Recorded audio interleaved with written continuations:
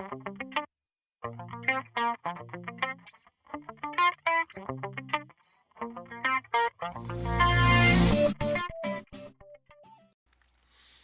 we're going to install the ISIM Dispatcher here manually in the console mode. So I'm using putty as my install media, and here I'm in the TDI home directory. So this is an important step here. So we want to make sure that we use the JVM JRE of TDI, not the default system one. So if I go into this directory here, we're going to want to use this Java. So specify /java-jar, and now let's point to the dispatcher installation. Op.IBM TDI.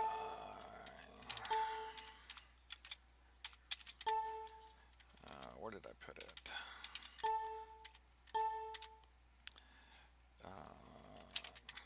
Dispatcher. And then here's my dispatcher install.jar. So we're going to run this in console mode. -I console. Okay. So kick that off. It'll ask me. I go English, which is my default locale. And then it's going to prepare the installation. At this point here, it's going to ask me where my TDI home directory is. So for TDI, I'm using TDI 711, so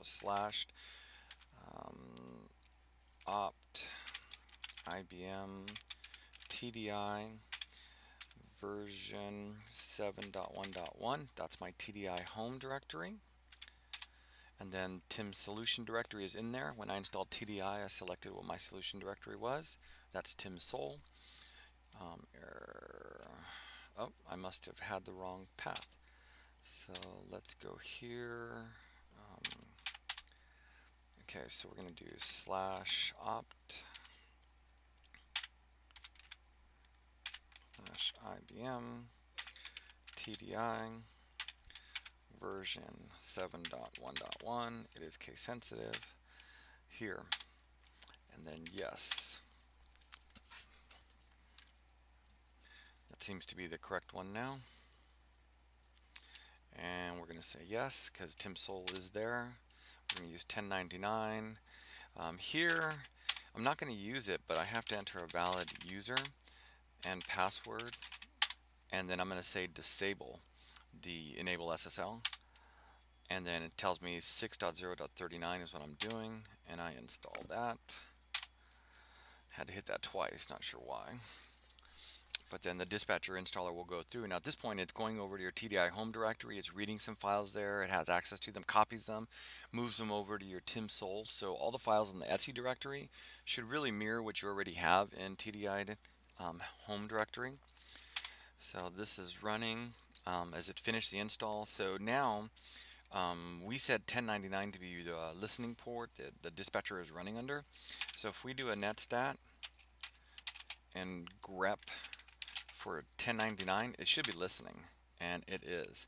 Now that was kicked off, and the ITIM AD service was started after the install successfully finished. So I already know that it automatically started it once the install finished. So if we go back to TDI home,